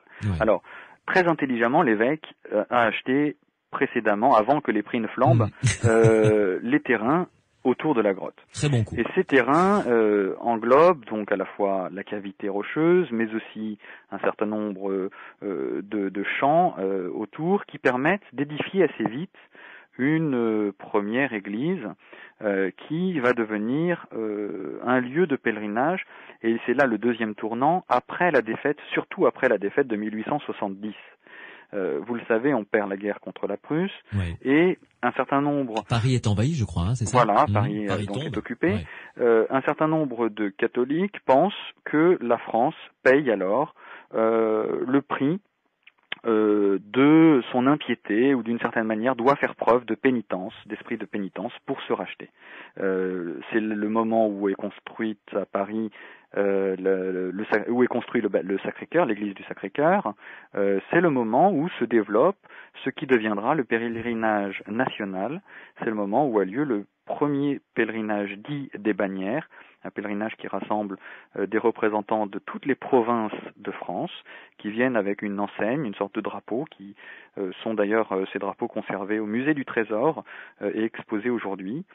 Parmi ces bannières, 2 sont drapées d'un voile noir. Ce sont évidemment les provinces d'Alsace et de Lorraine que la France vient de perdre en 1870.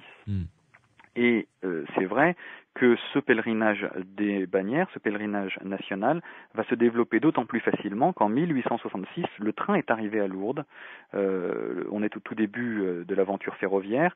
Depuis les années 1840, on développe le réseau des compagnies de train à travers la France, qui ne sont pas encore unifiées au sein de la SNCF, mais qui le seront après-guerre.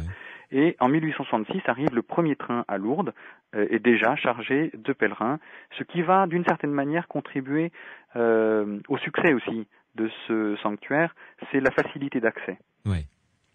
Et puis les miracles qui vont continuer à se produire jusqu'à nos jours finalement. Alors c'est l'autre point, c'est l'aspect spirituel des choses, c'est l'aspect miraculeux que nous documentons dans ce livre, c'est l'objet de la dernière partie. Il y a un certain nombre de guérisons. Alors ces guérisons, le chiffre total des guérisons, selon, je cite bien, le bureau médical de Lourdes, qui est tenu par le... Qui est vraiment la référence en la matière. Qui est la référence, qui est tenue, selon ses détracteurs, par des médecins très très catholiques, donc qui défendent aussi d'une certaine manière le sanctuaire, il faut l'avoir en tête quand on... Mais bon, ces guérisons sont au nombre de 7200, 7500 selon les sources. Seuls 67 cas de guérison sont considérés par l'Église catholique comme relevant du miracle, car vous le savez, il y a une procédure très longue, très complexe. Et puis surtout, il y a énormément de scientifiques qui se penchent sur ces dossiers. Il y a un sérieux qui, à mon avis, ne peut pas être remis en cause là. Alors, il y a eu une procédure de validation qui a évolué au fil des années. Cette procédure, nous la décrivons, sans vouloir rentrer trop dans les détails, et on a essayé de rester aussi lisible et facile d'accès pour que chacun prenne plaisir à la lecture de ce livre. Ça se lit, vous le disiez, comme un roman, parce vraiment, que tout à fait. c'est incroyable, c'est vrai, cette histoire est vraiment fabuleuse. Les guérisons, d'abord, ont été filtrées, entre guillemets, par des médecins de l'université de Toulouse, et puis on a créé assez vite une commission, et depuis 1947, cette commission est composée d'une vingtaine de spécialistes reconnus du monde entier, qui constituent donc le bureau médical, le bureau international médical de Lourdes, qui donc sélectionne les cas de guérison inexpliquées et qui les soumet ensuite à l'approbation de l'évêque une fois que les médecins ont reconnu qu'ils n'étaient pas en mesure d'expliquer les cas de guérison. Ouais, tout à fait. Alors, parlons d'une dernière chose concernant Bernadette Soubirous, c'est son corps. Son corps qui est resté étonnamment intact. Alors ça, on est après sa mort, donc forcément, 1879, elle est enterrée à Nevers. Immédiatement s'enclenche une procédure de béatification. Cette procédure de béatification, là aussi, est très longue, très complexe. Il faut qu'il y ait un certain nombre d'événements miraculeux qui viennent corroborer donc le caractère un petit peu saint du personnage. Hein. Oui, tout à fait. Et elle va devenir bienheureuse, mais il va falloir pour cela l'exhumer, exhumer son corps pour examiner sa dépouille. Ces exhumations vont être au nombre de 3. Elles vont intervenir au tout début du XXe siècle, et à chaque fois, les médecins vont être étonnés par l'état de conservation du corps. Le corps semble comme momifié, la peau est certes parcheminée, un peu noircie par le temps, mais les ongles sont dans un très très bon état, et les personnes qui vont voir le corps de Bernadette vont être tous saisis par ça, le caractère un peu surnaturel de... Alors, quand on examine les rapports des médecins qui procèdent à ces exhumations, ils relèvent qu'il y a de la suure et du charbon dans le tombeau. D'où l'hypothèse qui a été émise par 2 médecins, Thérèse Vallot et Guy Vallot, dans les années 50, en 1957. Ils ont publié un livre qui s'appelait Lourdes et l'illusion. Un livre qui parfois est très profondément anticlérical, mais qui relève et qui émet l'hypothèse que le corps de Bernadette aurait peut-être été traité pour en assurer la conservation. De fait, l'Église catholique n'a pas parlé de miracle pour cet état de conservation du corps. Voilà, depuis, le corps a été recouvert d'une mince couche de cire qui autorise l'exposition donc de la dépouille de Bernadette dans une châsse en verre qui est encore visible à Nevers. Étonnamment, son corps, sa dépouille, est visible par tout un chacun. Il suffit pour cela de se rendre à Nevers. Oui. Voilà. Donc, vous y êtes allé vous-même? Je ne me suis pas rendu moi-même à Nevers, mais parce que nous avons concentré tous nos efforts sur, comme le titre l'indique, les archives de Lourdes. Mais le corps est visible. Les photos montrent que on est face à un corps recouvert d'une fine pellicule de cire. Ça relève plus du musée Grévin que d'autres choses. C'est pas, on ne voit pas son corps véritable. Le corps est recouvert d'une sorte de masque pour le visage et des mains en cire pour le reste du corps. Alors, Baudouin et Chapas, parlons de cette deuxième partie qui est tout aussi passionnante, l'histoire de Lourdes et de cette grotte. Alors, vous l'avez évoqué très rapidement, ces grottes ont été habitées très très tôt dans l'histoire de l'humanité. Oui. Alors là, je suis tombé des nues, c'est le cas de le dire, lorsque je me suis penché sur cette partie de l'histoire de Lourdes. Quand on parle de Lourdes, évidemment, on pense tout de suite à Bernadette Soubirous. Bien sûr. Oui. Là-dessus, je pense que peu de gens savent qu'il y a 14 grottes sous cette ville. Des grottes qui ont été explorées par un certain nombre d'équipes d'archéologues et qui ont dévoilé un mobilier archéologique extraordinaire. Il y a donc à peu près une douzaine de scientifiques qui se sont penchés sur ces grottes. On publie plusieurs rapports de fouilles. Les plus anciens datent des années 1860. Le plus intéressant, à mon sens, est signé Alphonse Milne Edwards, qui était un naturaliste très connu à l'époque, qui est devenu quelques années plus tard directeur du Muséum d'histoire naturelle, et qui inspecte la grotte qui est située juste au-dessus de Massabielle, qui s'appelle la grotte des Espélugues, et qui analyse les découvertes qu'il y fait, et qui prétend qu'on est en présence d'une résidence princière. Il pense que les silex taillés, les objets retrouvés sur place, accréditent l'idée qu'on est face à un habitat d'une personnalité importante de l'époque. Oui. D'autres personnes vont fouiller la Quand même vous dites grotte. de l'époque, là, on est à la préhistoire. Alors il faut, oui, là aussi, Ah. il faut imaginer qu'on est il y a 14 000 ans, Oui. donc à l'époque du néolithique. Donc d'autres personnes vont fouiller cette même grotte des Espélugues. Certains sont moins connus, comme la famille Frossard. Hein.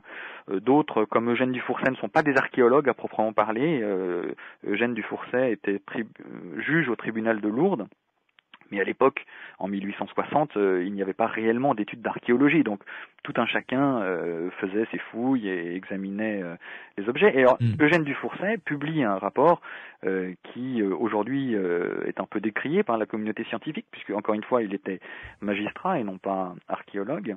Lui, il analyse ses découvertes. Il découvre des corps dans la grotte et il explique que nous sommes en présence d'un sépulcre et de la dernière demeure d'un certain nombre d'hommes préhistoriques. Et il émet l'hypothèse qu'il y avait certainement des rituels qui accompagnaient les cérémonies funéraires de l'époque. En ce sens, il se rapproche d'un certain nombre de conclusions d'autres archéologues de l'époque.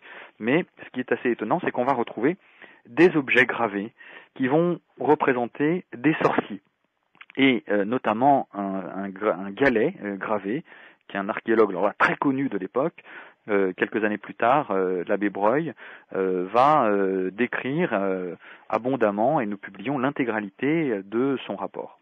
Alors, une pause et on va se plonger un petit peu en détail sur ce lieu dont on va s'apercevoir que finalement, ça devait être un lieu de culte déjà depuis la nuit des temps. Et ça, c'est intéressant. Les aventuriers de l'étrange. Louis Bénédy sur Sud Radio. Les archives secrètes de Lourdes parues aux éditions privées. Jean Omnès et Baudouin et Chapas en sont les deux co-auteurs. Baudouin et Chapas est mon invité depuis plus d'une heure maintenant dans Les Aventuriers de l'étrange sur Sud Radio. Alors, rentrons un petit peu plus en détail dans ce rapport de cet archéologue.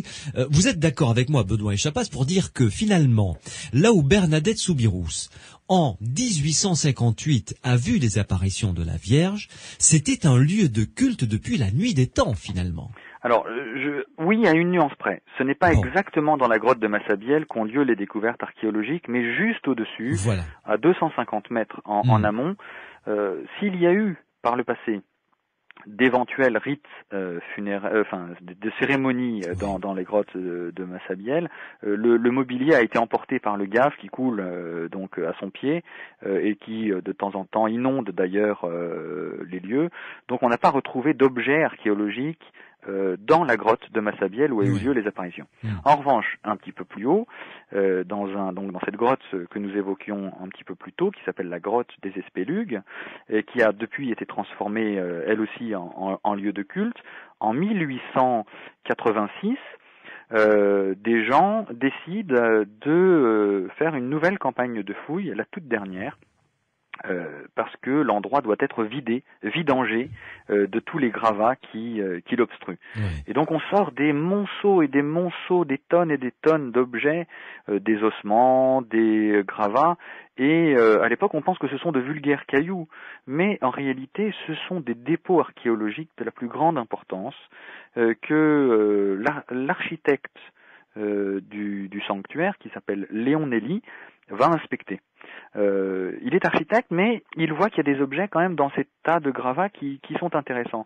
Et il ramasse notamment une petite statuette qui représente un cheval. Ce sera le cheval des Espélugues, on va le baptiser comme ça. Une petite sculpture sur ivoire de mammouth qui aujourd'hui est au musée des Antiquités nationales à Saint-Germain-en-Laye et qui est une des plus belles représentations de cheval de l'époque préhistorique. Il va également retrouver dans ces gravats un galet gravé qui représente, comment vous le décrire, un homme barbu, coiffé visiblement on peut penser que ce sont des plumes, en tout cas il y a des traits qui montent en l'air, et qui est visiblement habillé d'une sorte de manteau avec à l'extrémité comme une redingote, en tout cas une queue. Et donc l'abbé Henri Breuil, qui est l'un des premiers préhistoriens reconnus, puisqu'il avait, vous savez, inspecter les grottes d'Altamira en Espagne ou de Lascaux en France, va se pencher sur cette gravure et il va décrire cette gravure assez longuement, donc dire qu'elle représente un homme entier de profil avec un crâne dolicocéphale, c'est-à-dire plus long que large, et d'autres archéologues vont affirmer qu'il s'agit d'un chaman, d'un sorcier dansant. Un sorcier dansant, c'est beau quand même, hein. Très belle découverte d'ailleurs. Alors cette affirmation est sujette à caution, on le dit dans le livre, cette interprétation est aujourd'hui discutée au sein de la communauté scientifique, mais il n'en demeure pas moins qu'on a retrouvé d'autres pierres gravées au même endroit qui accréditent quand même l'idée que nous sommes en présence d'un lieu de culte depuis cette époque préhistorique, donc depuis 14 000 ans. Alors, Bedouin et Chapas, je ne résiste pas au plaisir de vous demander de nous raconter une petite légende concernant cette fois-ci le rocher sur lequel était adossée la statuette de la Vierge, dans la grotte de Massabielle. On l'a évoqué en début d'émission. Oui. Il y avait un certain nombre de légendes qui circulaient depuis le Moyen-Âge à Lourdes sur cette grotte. Ces légendes, elles ont continué à circuler à l'époque moderne, y compris au sein de l'Église. Et nous avons retrouvé dans les Annales de Lourdes, dans le tome 32 précisément, pour être très précis, de 1900, le texte d'un père, du révérend père Fournoux, qui nous raconte qu'il y avait peut-être des sacrifices humains dans cette grotte. Alors, ça va évidemment susciter pas mal d'émotions au sein de l'Église catholique, et donc l'évêque de l'époque, va, quelques années plus tard plutôt, demander à ce que l'on vérifie ces informations. Monseigneur Choquet va demander à ce qu'on explore la grotte, et il va confier cette exploration à un géologue, Norbert Casteret, qui va grimper en tenue de spéléo dans le conduit où est censée être apparue la Vierge. Et pourquoi va-t-il inspecter cette grotte? Parce que le révérend père Fournoux avance l'idée que la pierre sur laquelle serait apparue la Vierge ne serait pas de la même matière, ne serait pas constituée du même matériau géologique que le reste de la grotte. Autrement dit, elle aurait été rapportée là. Voilà. Alors ça, c'est son hypothèse. Il affirme qu'elle aurait été rapportée. Par qui? Pourquoi? Il explique que ça pourrait être une pierre sacrificielle. Ah, nous y voilà, justement. Mais ça, il l'affirme, mais il ne le démontre pas. Et donc Norbert Casteret, lui, va se pencher surtout sur la nature de cette pierre, et il va expliquer, après s'être hissé à l'aide d'une échelle aux grandes dames des pèlerins qui les voient faire en plein milieu de journée, le 6 février 1940, il va grimper là-haut et il va dire: nous sommes face à un bloc morainique qui est descendu, un bloc de rocher qui est descendu à l'époque glaciaire, lorsque l'ensemble de la région était couverte de glace et de neige. Donc nous sommes face à vraiment une pierre normale. Tout à fait naturelle, rien d'exceptionnel. En revanche, ce qui est passionnant, c'est qu'il va dresser un plan de coupe de cette grotte. Et nous le publions, et on découvre que c'est un véritable labyrinthe derrière cette grotte. Ce n'est pas seulement une grotte, mais il y a une sorte de conduit qui remonte à travers le rocher. Et c'est d'ailleurs à travers ce conduit que naît la source dite de Massabielle, et qui résulte de l'infiltration de l'eau de pluie qui redescend à travers ces rochers jusqu'en bas de la cavité. Et on imagine sans peine l'émotion qu'a dû ressentir cet homme lorsqu'il est rentré dans ce lieu considéré comme sacré finalement, et qu'on lui a donné l'autorisation de le fouiller de fond en comble en quelque sorte. Je pense que l'émotion, ça devait être assez... Ce géologue, ce scientifique ne cache pas qu'il est très catholique, très croyant, donc il le dit. D'ailleurs, c'est écrit de manière très touchante, son rapport. C'est écrit à la première personne. On n'est pas du tout dans la rédaction d'un rapport administratif quelconque. On imagine facilement que Hiram Bingham, lorsqu'il découvre Machu Picchu, ou Howard Carter quand il explore la tombe de Toutankhamon, n'a pas plus d'émotion que Norbert Casteret rentrant dans la grotte. Pour lui, il rentre dans un lieu totalement sacré. tout à fait extraordinaire.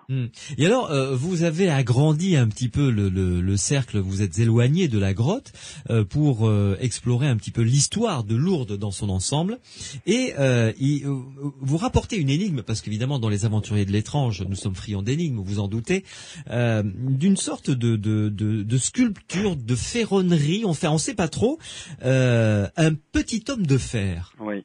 Alors, on explore toute l'histoire de Lourdes. Hein. On explore l'Antiquité. On a évoqué la présence de temples à l'époque romaine. Oui. Et là, on se retrouve à l'époque médiévale. Voilà, nous sommes au 14e, 15e siècle. 14e, 15e siècle. Ce texte est signé Jacques Omnes, à qui d'ailleurs je rends Omnes, qui est le frère de mon co-auteur, qui est un archéologue, qui a consacré beaucoup de son temps et de son énergie à l'exploration d'un certain nombre de sites archéologiques de la région. Il a recensé l'ensemble des sites préhistoriques de la région, et c'était le correspondant du CNRS localement. Il nous a beaucoup aidé pour la constitution de ce livre, et je le remercie beaucoup. Donc cet homme de fer qu'on retrouve assez tardivement dans la cour du château, on le retrouve au début du 19e siècle, il est très intrigant. Pour vous le décrire, c'est une figurine donc en fer forgé qui représente un homme, les yeux sont des trous, le nez est un trou de la même manière, la bouche est une fente, et il est doté d'un étonnant nombril. Et Jacques Omnes, qui est donc l'auteur de ce texte, s'interroge sur la signification de ce nombril. Et il émet diverses hypothèses très, très passionnantes, dont l'une renverrait au culte du Saint Nombril. Vous savez que tout au long du Moyen-Âge, un certain nombre de reliques sont vénérées à travers toute la chrétienté. Oui, il y a des bois de la croix à peu près partout. Dont on pourrait faire une forêt de croix d'ailleurs. Oui, mais il y a surtout des ossements des divers saints. Il y a aussi le voile de la Vierge à Chartres. Bien sûr, oui. Il y a le Saint-Suaire évidemment à Turin, et il y a un certain nombre de choses plus étonnantes qui sont des parties du corps du Christ qui sont vénérées. Alors il y a ça j'ignorais, des parties du corps du Christ. Oui, certaines personnes. Alors on n'est pas seulement là pour le coup dans la couronne d'épines ou dans le morceau ou la tunique d'Argenteuil qui est à côté de Paris. Voilà, on est carrément dans des parties du Christ. Donc le nombril par exemple aurait été conservé, et une légende se propage à travers la chrétienté qu'il y aurait un certain nombre d'endroits où il y aurait des fragments du Saint Nombril. D'accord. Il y aura pareil sur le prépuce du Christ qui donc étant juif donc a été circoncis. Il y aura aussi un culte de cette partie de son corps, voilà, et c'est un peu la quête du Graal. Hein. Oui, évidemment, oui, tout à fait. Hein, c'est la quête des objets, des éléments qui rappellent l'incarnation physique d'un personnage devenu ce que l'on sait. Ah, c'est oui, tout à fait étonnant. Une pause et on va faire la conclusion ensemble, Baudouin et Chapas, et là va tomber la question que je gardais pour la fin, évidemment. Vous demandez votre intime conviction, comme si on était dans un tribunal. Ouais. Mais enfin, je veux dire, ce que vous pensez, vous, après avoir mené cette enquête, qui a duré combien de temps, grosso modo, pour rassembler, compulser, consulter, écrire ce livre et consulter toutes ces archives? On était deux, donc si l'on cumule le temps qu'on a passé tous les deux, ça fait plusieurs mois. Je calcule jamais, parce que comme je suis toujours à chaque fois passionné par mon sujet, je ne compte pas. Mais je ne fais qu'un livre par an. On peut considérer que c'est à chaque fois une année de travail. Une année de travail, c'est ça, tout à fait. Oui, avec le temps de réflexion, etc., et de l'écriture, bien entendu. Alors, Baudouin et Chapas, une pause, et ensuite, nous allons en arriver évidemment à la conclusion. À tout de suite. Les aventuriers de l'étrange. Louis Bénédy, sur Sud Radio.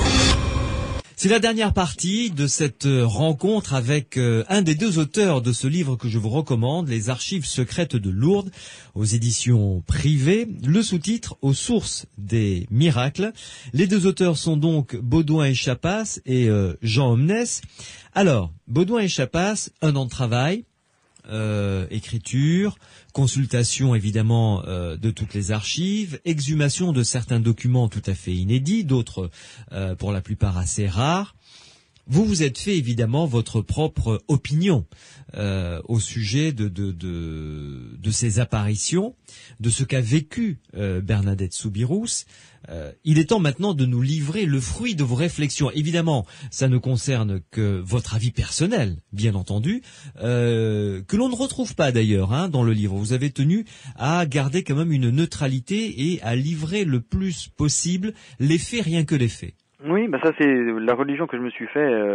Je suis donc journaliste. Dans ma précédente livraison, on avait fait une enquête avec un journaliste sur la présidentielle et à aucun moment nous n'indiquions pour qui nous allions voter, oui. Alors que mon co-auteur et moi avions voté chacun pour un des deux candidats opposés pour être sûr de ne pas être suspecté d'être partisans. Eh bien là c'est la même chose. À aucun moment nous ne dévoilons ce que nous croyons. Moi personnellement, je ne suis pas catholique, donc je regarde ces manifestations avec un œil extérieur, mais avec un très grand respect pour les foules de fidèles qui se prestent à Lourdes depuis des années. Je ne veux pas parler pour Jean, mais il me semble qu'il a une démarche tout à fait différente. Je pense qu'il est catholique et lui, lourdais, d'une vieille famille lourdaise, lui donc a un autre regard. Donc moi, si vous voulez, c'est vrai que j'ai un regard extérieur, étranger. Je ne crois pas à ces apparitions au sens de la foi. Je n'ai pas donc la foi catholique, mais je considère ça comme un événement historique très intéressant, parce qu'il témoigne d'un moment clé de l'histoire de France, parce qu'elle raconte vraiment une période charnière de l'histoire de Lourdes, et parce que on voit vraiment que le récit soit véridique ou qu'il soit inventé, comment s'élabore ce qui est aujourd'hui un mythe, ce qui est aujourd'hui, mais au sens noble du terme, ce qui est aujourd'hui une légende, et donc sans juger sur la valeur théologique, c'est pas un livre de théologie. Moi, je me suis passionné vraiment pour ces archives secrètes de Lourdes. Mais dites-moi, Baudouin et Chapas, j'entends bien votre opinion, mais en se penchant, sans être ni déformé, ni faisant preuve au contraire de mauvaise pensée à l'égard de la foi chrétienne ou catholique, qui est éminemment respectable, une fois de plus, tout de même, ce qu'a vécu cette jeune fille, Bernadette Soubirous, la manière dont en parlent les observateurs, qu'ils soient croyants ou pas, d'ailleurs, tous ont rapporté la même chose, les différents avis, et puis quand l'on connaît l'ambiance dans laquelle tout cela s'est produit, pas beaucoup d'objectivité, s'enflammer assez rapidement, franchement, il y a peu de chances pour que l'on croie réellement aux apparitions. En revanche, ce qui s'est passé après, cette foi extraordinaire qui a fait bouger des montagnes, est éminemment respectable. Ne croyez-vous pas que c'est plutôt la foi et non les apparitions qui ont créé vraiment Lourdes? Je veux dire, les pèlerins qui ont créé Lourdes et non pas forcément les apparitions? C'est les deux. Au départ, il y a quand même cette expérience mystique. Alors, est-ce que c'est quelque chose qui est réellement arrivé devant elle, ou est-ce que c'est quelque chose qui s'est passé dans sa tête? On est obligé quand même de considérer que, Bernadette Soubirous a réellement existé, deux, qu'elle a réellement raconté ce récit, alors que l'on croit ou que l'on ne croit pas, mais enfin, elle l'a prononcé, elle l'a raconté. Ce récit a été ensuite examiné, alors là vraiment sous toutes les coutures, par à la fois la police, la gendarmerie. On n'a pas parlé des rapports des juges qui sont eux les plus sceptiques, le procureur impérial de Lourdes ou le procureur général de Pau, qui sont extrêmement sévères à l'égard de Bernadette. Mais ah bon, ouais. C'est l'un des 100 textes, enfin il y a un peu plus de 100 textes dans ce livre. On est obligé quand même de considérer qu'au départ, il y a cette femme, cette jeune fille de 14 ans qui fait ce récit, et la seule qui sache réellement, c'est finalement Bernadette Soubirous. Bien sûr. Et n'étant pas dans sa tête, je ne peux pas vous dire oui c'est vrai ou non ce n'est pas vrai. Ce que je peux vous dire, c'est qu'à un moment, elle a déclaré un certain nombre de choses. Elle a fait un certain nombre de choses, elle se rendait régulièrement à la grotte. Elle était la seule à voir ce qu'elle a vu, Est-ce que c'était une expérience mystique? C'est quelque chose qu'elle a vécu en son fort intérieur, ou est-ce que c'est réellement quelque chose qui était à l'extérieur de soi? Là, nous ne pouvons pas trancher. Et nous n'aurons jamais la réponse. Et nous n'aurons jamais la réponse. C'est une affaire de croyance, et ça regarde chacun. Ouais. Et est-ce que finalement vous avez pris du plaisir à être à Lourdes, à vous promener dans ces rues, à découvre cette ville? Écoutez, oui. Je ne connaissais pas Lourdes, je l'avoue, humblement, je ne connaissais pas du tout Lourdes avant. Et comme beaucoup de gens, j'avais plein d'images véhiculées par la télévision, par la presse. Et donc fatalement, on arrive avec des préjugés, et je pensais tomber dans une ville, une sorte de Disneyland un peu de la foi. J'ai été, alors sans doute parce que j'étais escorté par un Lourdais qui m'a montré d'autres aspects de la ville, qui m'a permis de me rendre compte qu'il y avait d'autres choses à voir que ces boutiques et ces hôtels, et voilà. J'ai découvert une ville passionnante. Non seulement parce qu'elle attire en effet 6 millions de pèlerins par an, mais parce qu'elle a une histoire millénaire, une histoire vieille de 14 000 ans, qui montre que de tout temps ça a été un haut lieu de spiritualité, qu'à tous les moments de l'époque humaine, des gens se sont interrogés sur la transcendance, sur ce qui nous dépasse, sur le sens de la vie, sur ce qu'il y a après la mort. Et ce sont ces éléments-là qui m'ont le plus touché, parce qu'ils se perpétuent encore aujourd'hui sous une forme que nous connaissons, qui est celle donc du culte catholique, mais qui avait déjà des prémices dans ces grottes préhistoriques que nous évoquions au cours de cette émission. C'est vrai, tout à fait. Merci beaucoup en tout cas Baudouin et Chapas d'avoir accepté mon invitation pour venir nous raconter cette quête des archives secrètes de Lourdes. Merci à vous. Mais écoutez, c'était un grand plaisir. Donc, votre co-auteur s'appelle Jean Omnes. C'est un livre publié aux éditions privées. Dernière chose pour conclure, vos projets ont un rapport lointain, proche, avec quelque chose qui puisse intéresser les aventuriers de l'étrange? Je vais continuer, moi, à explorer les coulisses. Moi, c'est vraiment ça qui m'intéresse en tant que journaliste. Toujours comprendre le monde dans lequel on vit. Au tout début, j'avais commencé par comprendre les cuisines du guide du routard, le guide le plus connu de France. Belle expérience. J'ai voulu ensuite explorer les coulisses de la présidentielle. Là, on est dans les archives secrètes de Lourdes. Je vais continuer à examiner d'autres institutions. Mais pour le moment, c'est encore des projets secrets. Ok, très bien. Merci beaucoup en tout cas à Baudouin et Chapas. Bonne fin de soirée et à très bientôt. À très bientôt, j'espère. Les aventuriers de l'étrange. Louis Bénédy sur Sud Radio. C'est fini pour les aventuriers de l'étrange pour ce soir. On se retrouvera demain soir, juste après le rugby, à partir de 22h jusqu'à minuit, pour parler du hasard et des coïncidences. Est-ce que le hasard existe? Qu'est-ce que le hasard? Et les coïncidences, qu'est-ce que c'est? Est-ce que finalement il y a des lois mathématiques plus ou moins inconnues qui régissent tous ces phénomènes que l'on peut prendre des fois pour des phénomènes paranormaux? Eh bien, c'est ce que nous allons découvrir avec un maître de conférence à la Sorbonne. Et ensuite, nous découvrirons ce qu'a vécu un personnage qui est un artiste maintenant, qui vit au bord de l'océan, qui est sculpteur et qui a des talents assez intéressants après avoir vécu une NDE. Vous découvrirez ça demain soir dans Les Aventuriers de l'étrange, ici même sur Sud Radio, de 22h à minuit. Je vous souhaite une excellente fin de soirée et vous le savez, si vous voulez réécouter cette émission, direction le site psylande.org et également le forum pour continuer à discuter entre vous des différents sujets abordés dans Les Aventuriers de l'étrange. Vous pouvez donc nous rejoindre sur psylande.org, psyland.org. À demain soir. Les aventuriers de l'étrange. Louis Bénédy sur Sud Radio.